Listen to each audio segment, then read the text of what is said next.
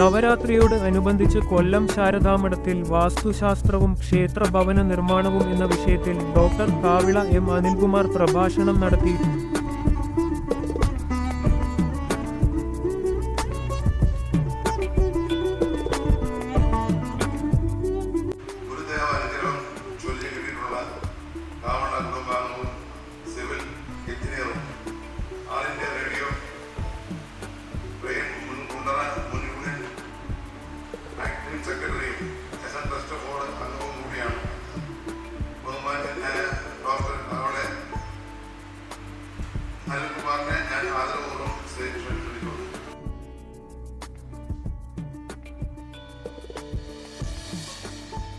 ഒരു കാര്യം നാം മനസ്സിലാക്കേണ്ടത്, ആ വാസ്തുദേവന്റെ, ആ വാസ്തു ഭഗവാന്റെ പൊക്കിൾ ഭാഗം നാഫി എന്ന് പറയുന്ന സെൻട്രൽ സ്ഥാനം ആ വസ്തുവിന്റെ മധ്യസ്ഥാനം.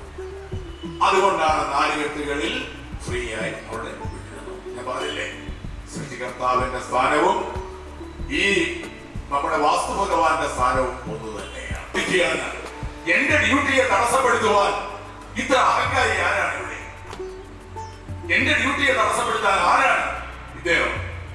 അന്വേഷിച്ചപ്പോഴാണ് അറിയുന്നത്, ത്രിലോകനാഥൻ പരമശിവന്റെ കഴുത്തിൽ കൂടിയാണ് ആ കയർ ചെന്ന് വീണിരിക്കുന്നത്. 4 മെയിൻ ദിക്കുകളും 4 കോൺ ദിക്കുകളും കൂടി ചേരുന്നതാണ് അഷ്ടദിക്കുകൾ. അതിൽ ഒരു ഉദാഹരണം ഞാൻ പറയുകയാണെങ്കിൽ, പൂജാമുറി വേണം എന്ന് ചിലർക്ക് നിർബന്ധമാണ്. പക്ഷേ വാസ്തുശാസ്ത്രത്തിൽ വീടിനുള്ളിൽ പൂജാമുറി വേണമെന്ന് പറയുന്നില്ല. സൃഷ്ടി നടത്തുവാൻ വേണ്ടി കൊടുത്തിട്ടുള്ള ഒരു പാത്രമുണ്ട്.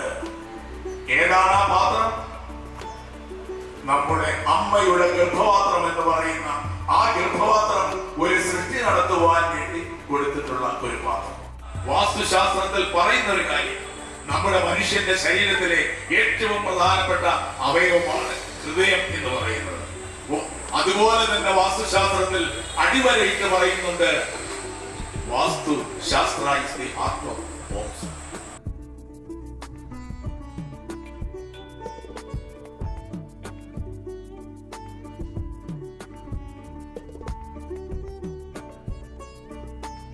ഡോക്ടർ കാവിള എം അനിൽകുമാറിനെ കൊല്ലം RDC ചെയർമാൻ ശ്രീ അനൂപ് ശങ്കർ പൊന്നാട അണിയിച്ച് ആദരിച്ചു. SN ട്രസ്റ്റ് ഡയറക്ടർ ബോർഡ് അംഗം ശ്രീ സുന്ദരൻ മൊമെന്റോ നൽകി.